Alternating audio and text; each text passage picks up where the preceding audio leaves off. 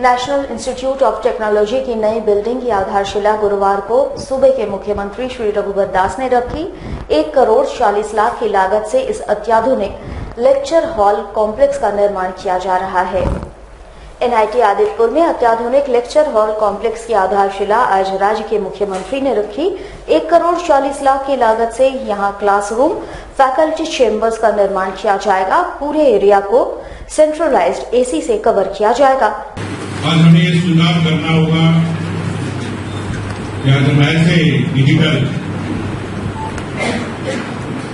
और ज्ञानात्मक नॉलेज के दौर में हैं, जहाँ जीने और काम करने के तरीके बदल।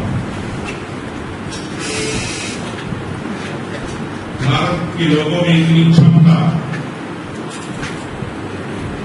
दिल्ली किसी देश के लोगों में सोचने की क्षमता और स्पेस, ये 3 कारणों के कारण भारत के लोगों की क्षमता विश्व में दिल्ली। मैं जब इस रोड शो के दरमियान जब अमेरिका, गूगल, सदस्यों कंट्री जाने को मौका मिला, तो जितने भी CEO सब था।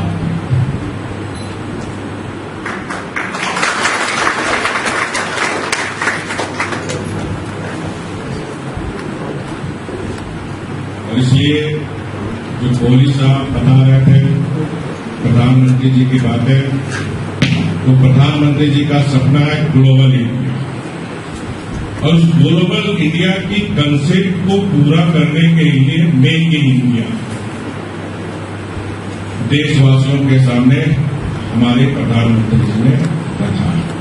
उस कैंपस में कुछ नया करने का माहौल बनना चाहिए, और इस कैंपस के भीतर जो छात्र हैं, जो उनकी सोच है, उस सोच को अमली जमा बनाने का भी ये अवसर कैंपस के भीतर मिलनी चाहिए। MGM अस्पताल हमेशा अव्यवस्था को लेकर सुर्खियों में बना रहता है। अब गंदगी से अस्पताल की प्रतिष्ठा को ठेस पहुंच रही है। मरीजों को जमीन पर रखकर इलाज कराया जा रहा है। आज राजनीतिक दलों के कार्यकर्ताओं ने इसके खिलाफ अपनी आवाज बुलंद की।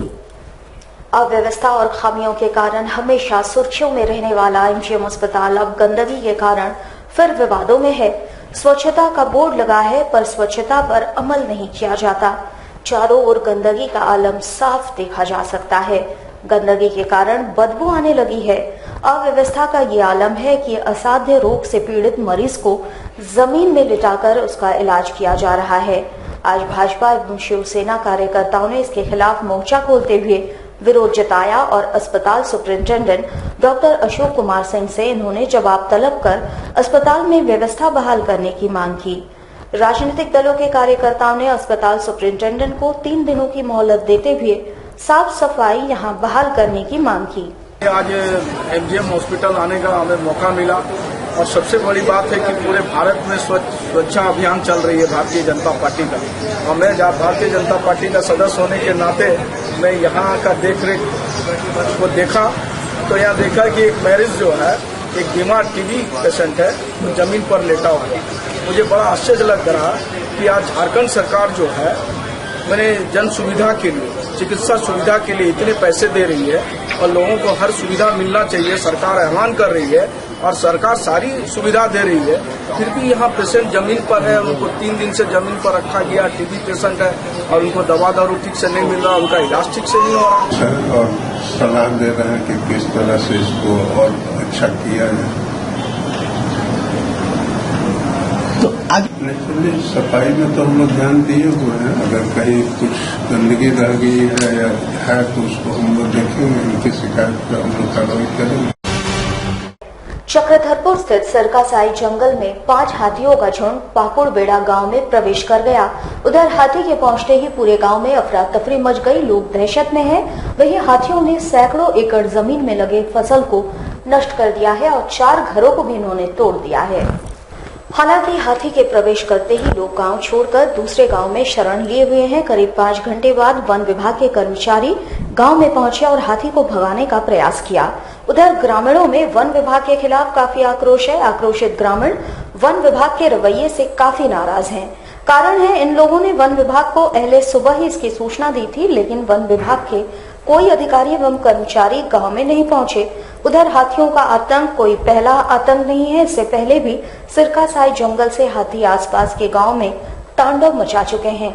बताया जाता है कि गर्मी शुरू होते ही हाथी पानी की खोज में जंगल से बाहर आ जाते हैं और यही कारण है गांव में प्रवेश कर फसलों को नष्ट कर देते हैं और घरों को अपना शिकार बनाते हैं। जमशेदपुर कोऑपरेटिव कॉलेज में छात्रों ने अपने साथ हो रही समस्याओं को लेकर प्राचार्य कक्ष में हंगामा किया।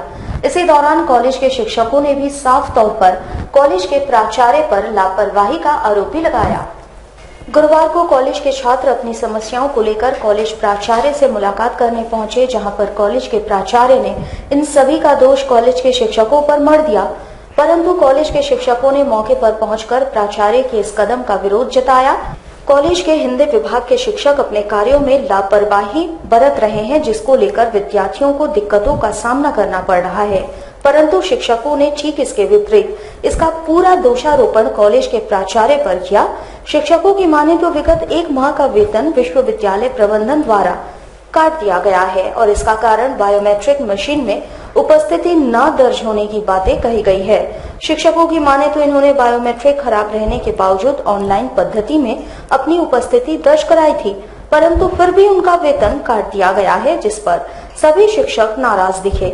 हालांकि कॉलेज के प्राचार्य ने इस हंगामे के बाद इस मामले को सुलझा लेने का सभी को आश्वासन भी दिया है। मेरा विद्यार्थी बोलता है, लेकिन मेरा प्राचार्य जो काम लिया वो नहीं बोलता। ये तो महीना दिन में गायब रहा। आपकी नजर में, मशीन की नजर में महीना दिन गायब रहा। सरकारी नौकरी में है कि 1 सप्ताह यदि कोई गायब रहता है तो उसकी एडमिनिस्ट्रेशन खुद खबर लेता है। आप 3 महीना के बाद जब पेमेंट देने की बात हुई तब आप खुद खबर लेते हैं कि महीना दिन आप नहीं थे। यही एडमिनिस्ट्रेशन है। किसी को एडमिनिस्ट्रेशन बोलते हैं। पैसा कहता हूँ, हमको नहीं भी मिलेगा पेमेंट। 20 तारीख के पहले एक टीचर का हम लोग तीनों बैठ करके दिन रात इसका वेरीफाई करके और इसका फॉर्म भराएंगे। मैं वादा करके जाता हूँ। जो बात करना है जो वेरिफिकेशन रोका गया है वो वेतन, शिक्षकों का वेतन जो रोका गया है उसके लेकर फाइनल ईयर के विद्यार्थियों का शिक्षकों ने वेरिफिकेशन रोक दिया। विद्यार्थी परिषद दोनों की मांग करती है कि शिक्षकों का वेतन भी मिले और विद्यार्थियों का वेरिफिकेशन भी हो जाए। इसका अगर यह नहीं होता है, प्राचार्य द्वारा डिसीजन नहीं लिया जाता है, तो फिर विद्यार्थी परिषद आंदोलन करने को बाध्य होगी। है वो बायोमेट्रिक अटेंडेंस के चलते हुआ है। तो जो बायोमेट्रिक अटेंडेंस में कभी कभी मशीन है, मशीन के जरिए कुछ होता है, गलतियां हो जाती हैं, तो उसको उन्होंने कहा ये है कि आप उसको शिक्षकों के जरिए या नॉन शिक्षकेतर कर्मी अगर कुछ है उनका डिटेल और आप उसको ये कर करके भेज दीजिए, मैं उनकी सैलरी भेज दूंगा।